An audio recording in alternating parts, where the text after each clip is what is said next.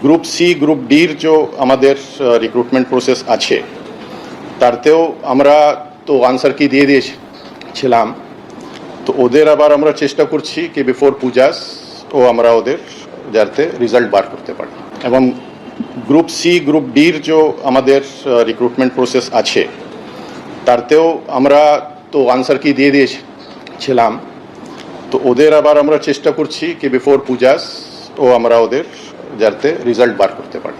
এবং group C group ডির যে আমাদের রিক্রুটমেন্ট প্রসেস আছে তারতেও আমরা তো আনসার কি দিয়ে দিয়েছিলাম, তো ওদের আবার আমরা চেষ্টা করছি কি বিফোর পূজাস ও আমরা ওদের যাতে রেজাল্ট বার করতে পারি।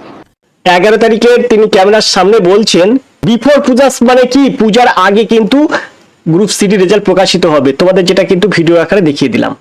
এবারে সোজা আমরা চলে এসেছি এই পেজে। তোমরা অবশ্যই স্ক্রিনে দেখতে পাচ্ছ এখানে পরিষ্কার লেখা আছে দ্য ইন্ডিয়ান এক্সপ্রেসেস। তুমি জানো অবশ্যই এটা দৈনিক পত্রিকা, ইংরেজি দৈনিক পত্রিকা। এটি কলকাতার খবরও কিন্তু রিপোর্ট করে। তো চলো আমরা দেখে নিই এর হেডিং কি ছিল। তার আগে আমরা তারিখটা দেখবো। দেখো এখানে পরিষ্কার লেখা আছে 12 আগস্ট 2026, যেখানে আমার মাউসটা আছে পরিষ্কার লেখা আছে 12 আগস্ট 2026।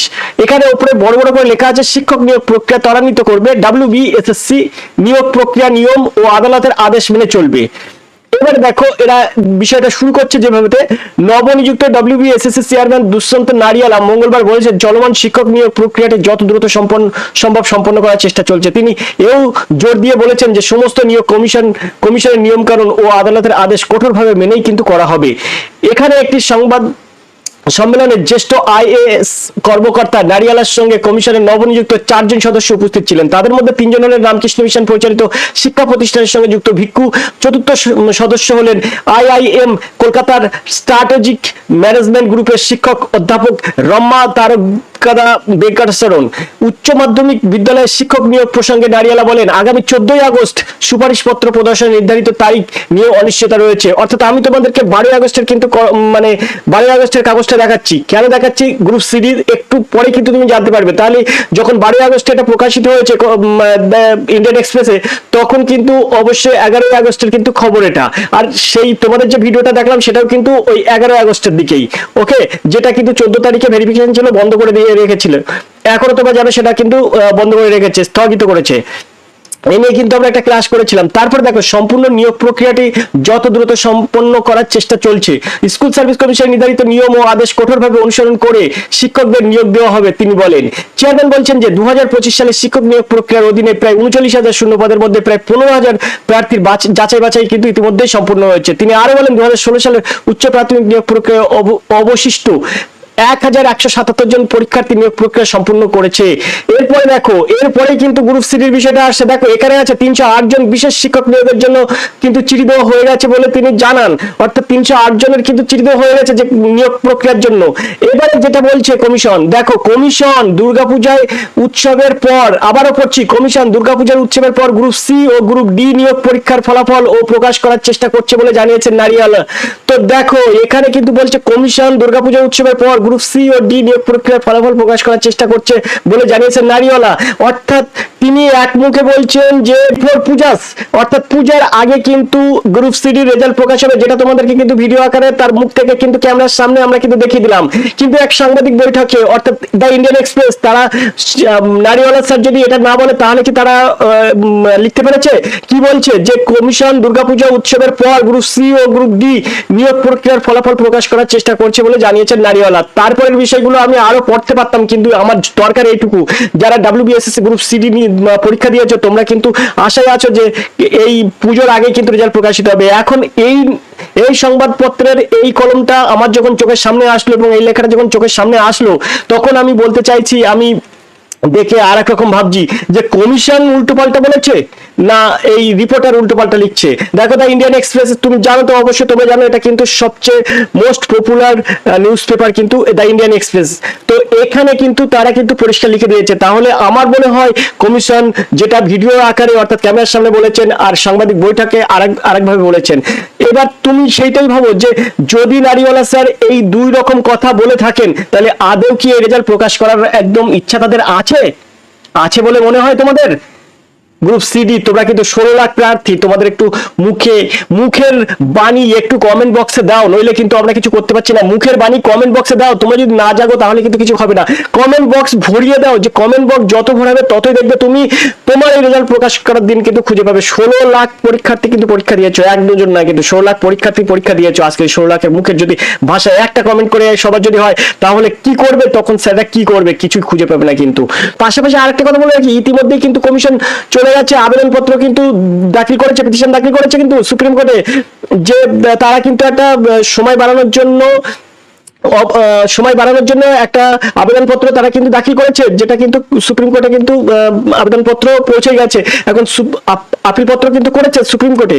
এখন এইখানে হচ্ছে আমার একটা কথা, যে এই যে আবেদনপত্র করেছে মানে ডেট বাড়ানোর জন্য, সেই ডেটটা কত তোমরা জানো? ইতিমধ্যে তোমরা জানো কি না জানো আমি জানি না, অন্য কোথাও দেখেছো কি না দেখেছো তাও জানি না।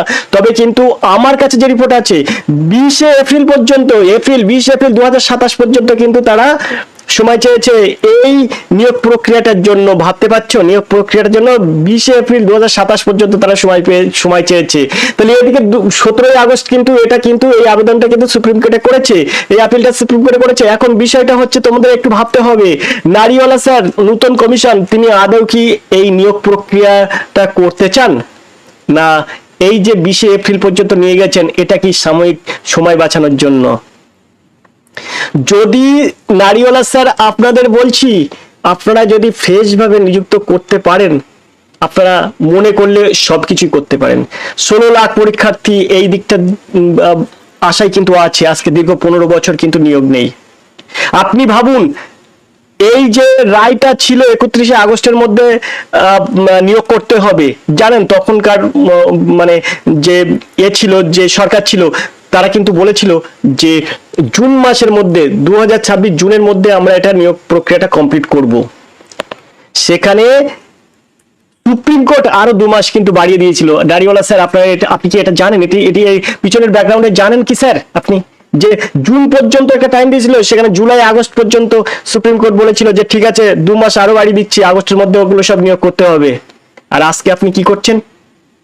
আজকে আপনি চলে যাচ্ছেন 31 আগস্টের মধ্যে আমরা করতে পারবো না, 2027 এপ্রিলে আমরা করতে পারবো। স্যার আপনার এপ্রিল না, আপনার মনে হয় আমাদের যা মনে হয় আপনি সারা জীবন এই জিনিসটা নেবেন, সারা জীবন। এপ্রিল, পরের এপ্রিল, তারপরে এপ্রিল, তারপরে এপ্রিল।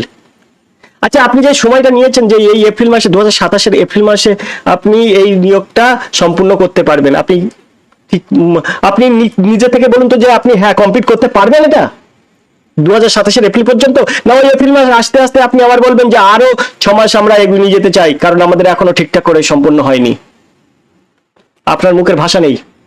আজকে 2010-11 সালের পর থেকে 15টা বছর কিন্তু স্টুডেন্টরা ভুগছে, সেদিকে কিন্তু আপনাদের মন মানসিকতা নেই। কত মানে একটা স্টুডেন্ট, একটা গরিব ঘরের স্টুডেন্ট কত লেখাপড়া শিখতে পারে? সবাই কি পারে যে উচ্চ শিক্ষায় শিক্ষিত হয়ে ইঞ্জিনিয়ার হয়ে বাইরে পড়তে যাওয়া, বা সেখানে ডাক্তার ইঞ্জিনিয়ার হয়ে বাইরে চলে যায়, এরকম সবাই পারে? মধ্যবিত্ত মিডল ক্লাস স্টুডেন্ট আছে, বা মিডল ক্লাস পরিবারের স্টুডেন্ট আছে, সবাইকে নিয়ে তো চলতে হয়। তাদের মধ্যেও ট্যালেন্ট আছে, তারাও গ্রাজুয়েশন কমপ্লিট করেছে, তারা MA BEd করেছে, তাদেরও একটা যোগ্যতা আছে। সবাই যদি ডাক্তার ইঞ্জিনিয়ার পড়ে বাইরে চলে যায়, তাহলে পশ্চিমবঙ্গের যে শিক্ষার হালটা জায়গায় চলে যাচ্ছে, সেই জায়গাটা ফেরাবে কে?